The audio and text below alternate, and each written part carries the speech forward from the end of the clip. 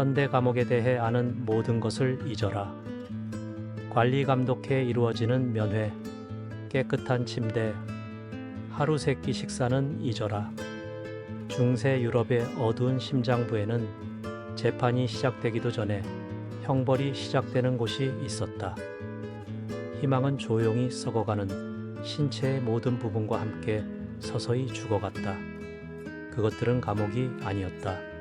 지하 감옥이었다. 그리고 그곳에 갇힌다는 것은 자유를 잃는 것 이상을 의미했다. 그것은 잊혀질 운명에 처한다는 것이었다.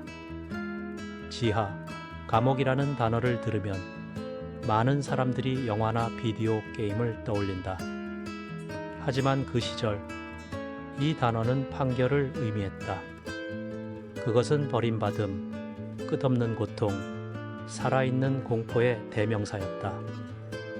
철권 통치가 이루어지던 시기에 지하 감옥은 육체뿐 아니라 영혼까지 파괴하는 효과적인 도구였다. 모든 성이 지하 감옥을 가지고 있던 것은 아니지만 가지고 있던 성들은 마치 지옥으로 가는 문인 양입구를 숨겼다. 그리고 어떤 면에서는 정말 그랬다. 그곳에서는 고통이 예외가 아니라 규범이었다. 그곳에서는 아무도 도움을 외치지 않았다. 아무도 듣지 않았기 때문이다. 그리고 끝까지 소리친 자들은 가장 먼저 이성을 잃었다. 오늘 우리는 이 지하 감옥의 바닥까지 내려가 볼 것이다. 차가운 돌벽 뒤에서 무슨 일이 일어났는지 보고, 느끼고, 거의 들을 수 있을 것이다. 하지만 경고하건대 당신이 발견하게 될 것은 육체적인 고통을 훨씬 넘어선다. 인간이 감당할 수 있는 한계에 다다른다. 많은 사람들이 상상하는 것과는 달리 지하 감옥은 단순히 쇠창살과 눈에 보이는 잠금 장치가 있는 문이 있는 감방이 아니었다. 많은 경우 입구는 바닥에 있는 작은 구멍, 집 밑이나 돌 뒤에 숨겨진 나무 덮개에 불과했다. 죄수는 말 그대로 아무렇게나 던져져 그 안에 갇혔다. 어떤 이는 떨어지면서 뼈가 부러졌고 어떤 이는 썩어가는 시체 위에 떨어졌다. 그것은 감방이 아니었다. 우물이었다. 어둠 속에 깊이 파인 구멍으로 거의 돌아올 수 없는 곳이었다. 이런 종류의 감옥은 망각하다라는 뜻의 프랑스어 오우블리엘에서 유래한 오우블리에트로 알려져 있었다. 그리고 그곳에 갇힌 사람들은 정확히 잊혀졌다. 반역자든 정치적 경쟁자든 봉건 영주의 적이든 단지 잘못된 시간에 잘못된 말을 한 사람이든 상관없었다. 지하 감옥에 떨어지면 마치 존재 자체가 사라진 것과 같아 맞았다. 안쪽 공간은 잔인할 정도로 비좁았다. 어떤 구덩이는 너무 좁아서 유일하게 가능한 자세는 서 있는 것이었다. 다른 구덩이들은 죄수가 무릎을 꿇거나 약간 몸을 구부릴 수 있게 했지만 몸을 눕히거나 뻗을 공간은 결코 없었다. 이렇게 사는 것을 상상해보라. 빛도 없이 뼈 속까지 스며드는 습기 속에서 잠을 청하는 동안 쥐가 발을 갉아먹는 상황에서 공기는 곰팡이, 배설물, 절망으로 가득 차 탁했다. 그곳에서는 채찍이나 도구 없이도 고문이 저절로 시작되었다. 시간이 그 역할을 했다. 그리고 날이 갈수록 몸과 마음은 서서히 무너져 내렸다. 이 지하 감옥들은 누구도 재활시키려는 의도가 없었다. 깨뜨리기 위해 만들어졌다. 존엄성을 말살시키기 위해, 남자와 여자를 한때의 모습에서 그림자로 만들기 위해. 그리고 모든 것은 그곳에서 망각으로의 조용한 낙에서 시작되었다. 지하 감옥에 갇힌 첫 며칠 동안 죄수들은 아직 소리 지를 힘이 있었다. 그들은 도움을 애원했고 피가 날 때까지 주먹으로 벽을 두드렸으며 결코 오지 않는 누군가를 불렀다. 하지만 몇 주 후 침묵은 절대적이 되었다. 마침내 그들의 목소리가 들렸기 때문이 아니라 그들의 목소리가 단순히 잦아들었기 때문이었다. 목은 바싹 마르고 몸은 더 이상 반응하지 않았으며 마음은 현실에서 멀어지기 시작했다. 많은 경우 숨 쉬는 것조차 힘겨운 일이 되었다. 운 좋은 사람들은 빨리 죽었다. 하지만 다른 사람들에게는 느리고 잔인한 기다림이 있었다. 어떤 지하 감옥은 수면 아래에 지어졌고 폭우가 내리면 침수되었다. 죄수들은 배설물, 소변, 죽은 쥐들이 섞인 물에 빠져 죽었다. 그리고 살아남은 자들은 감염, 치료되지 않은 개방 상처, 썩은 이빨, 고름으로 염증이 생긴 눈과 씨름해야 했다. 아무도 예전과 같지 않았다. 어떤 이는 눈이 멀어 나왔고 어떤 이는 완전히 미쳐서 나왔다. 그리고 가장 운 좋은 사람들은 결코 나오지 못했다. 스위스의 시옹성이나 영국의 알르니크 성과 같은 성들은 몰락한 귀족들을 위해서도 지하 감옥을 유지했다. 즉시 처형하지 않았다. 목표는 굴욕감을 주고 고통을 지속시키는 것이었다.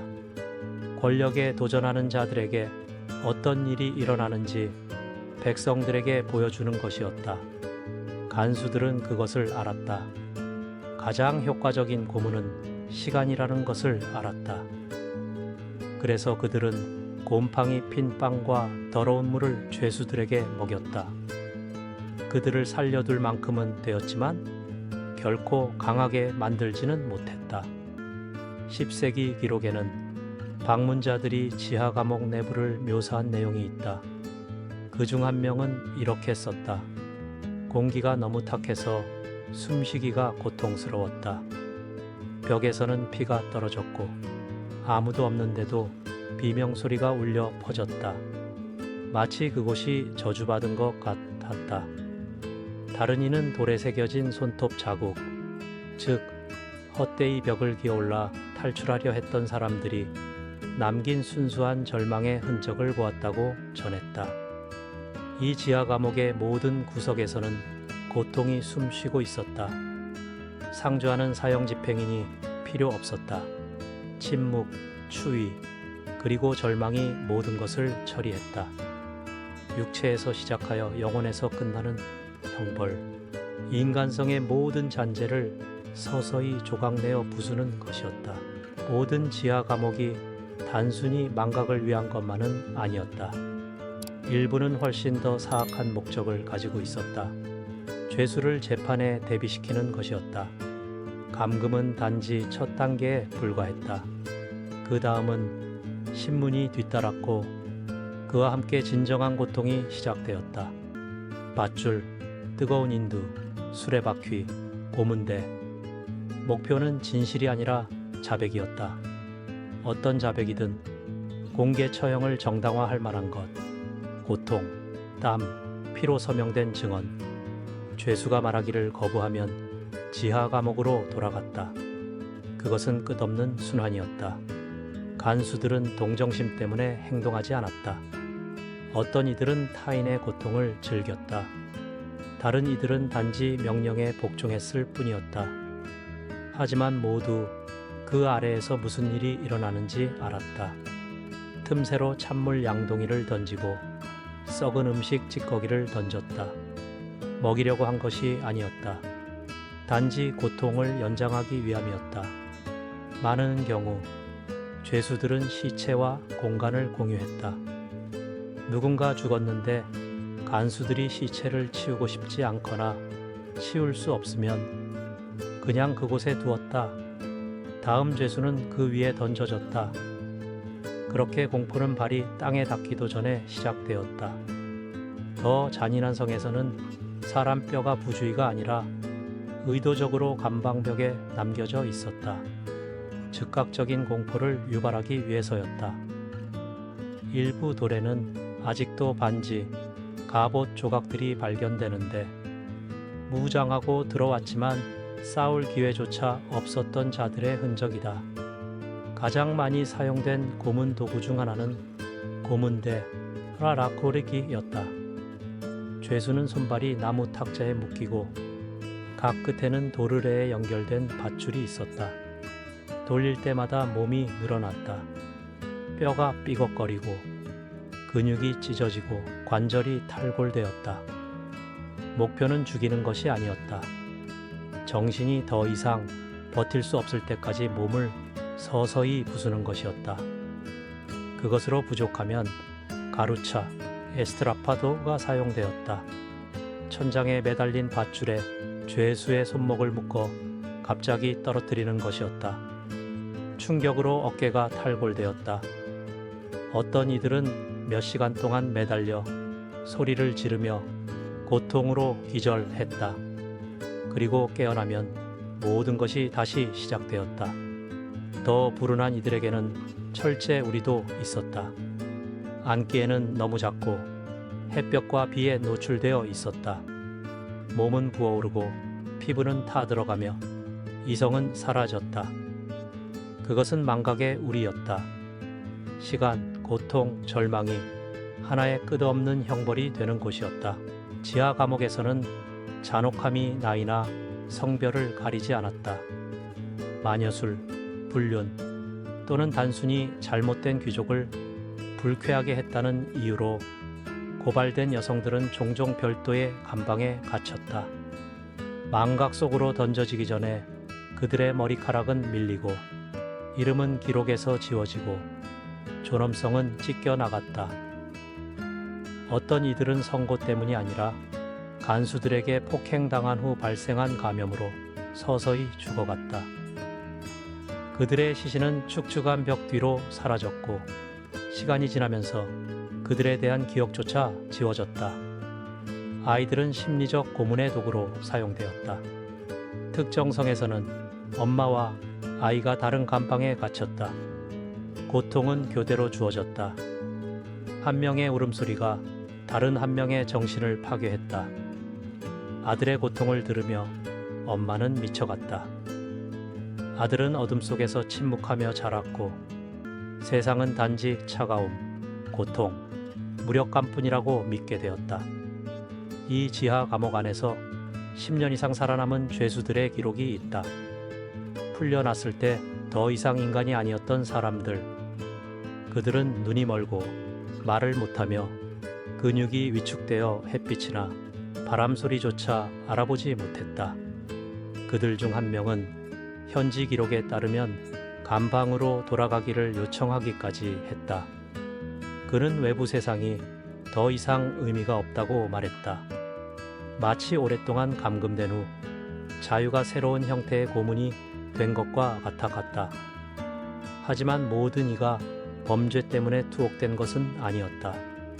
많은 이들이 철학자, 시인, 사상가, 이단자 또는 패배한 귀족이었다. 다르게 생각하기를 감행한 사람들. 15세기 마녀 사냥이 한창일 때 지하 감옥은 무고한 여성들로 가득 찼다. 손톱이 뽑히고 몸이 얼음물에 잠기고 며칠 밤낮 쉬지 않고 이어진 신문. 모든 것은 자백을 받아내기 위함이었다.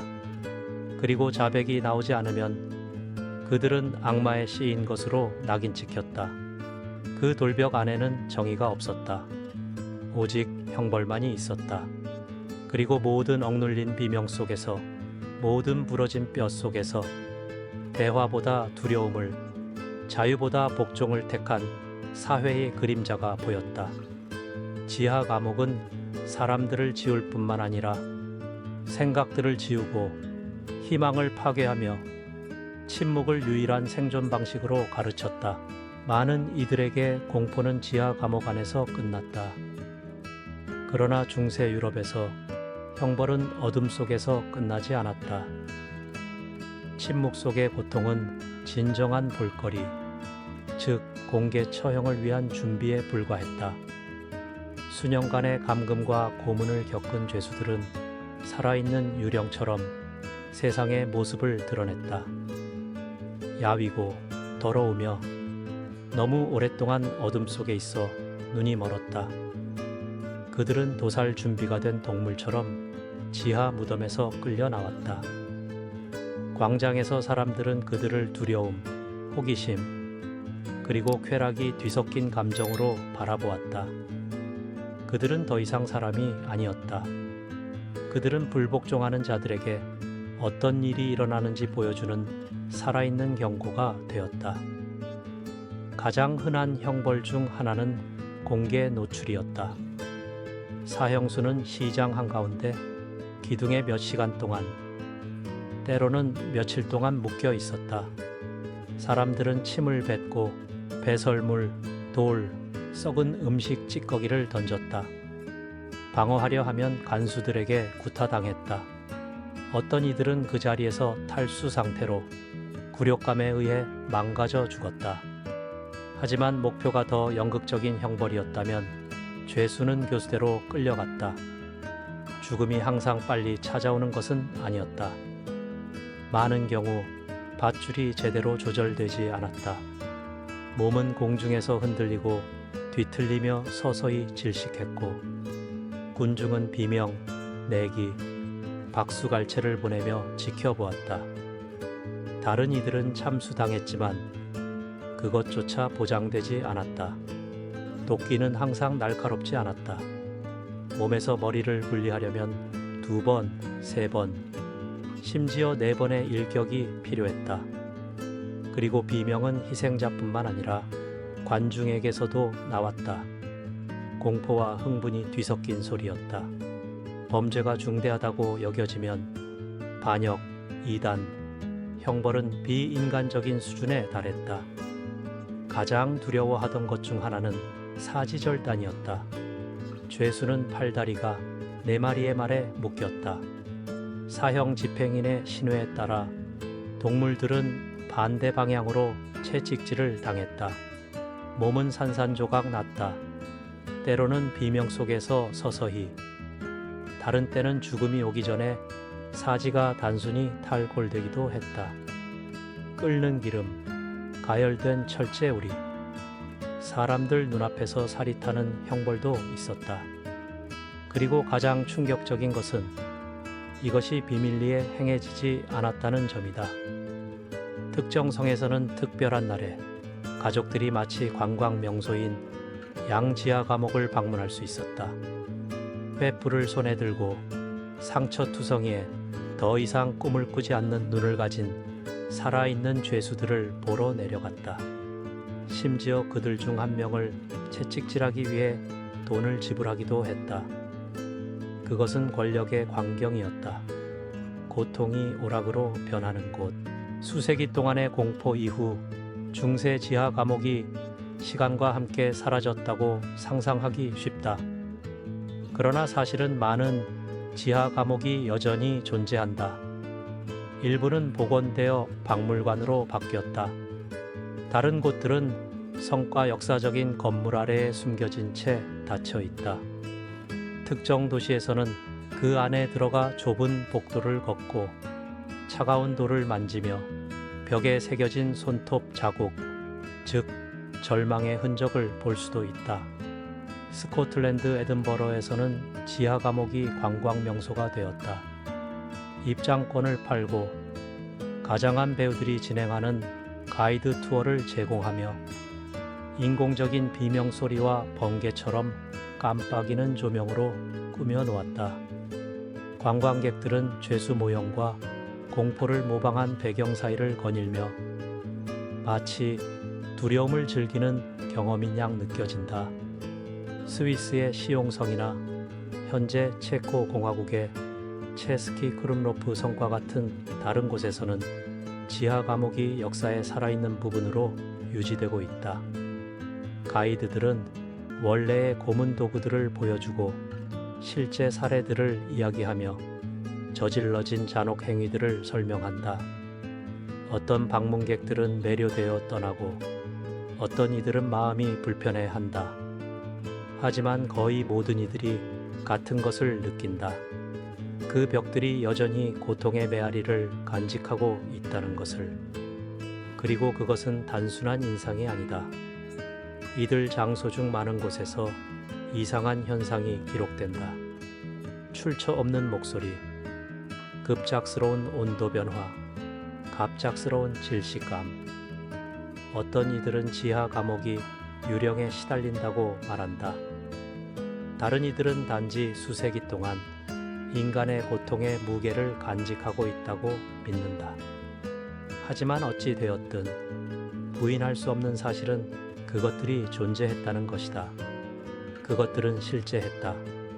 그리고 공포의 도구로 기능했다.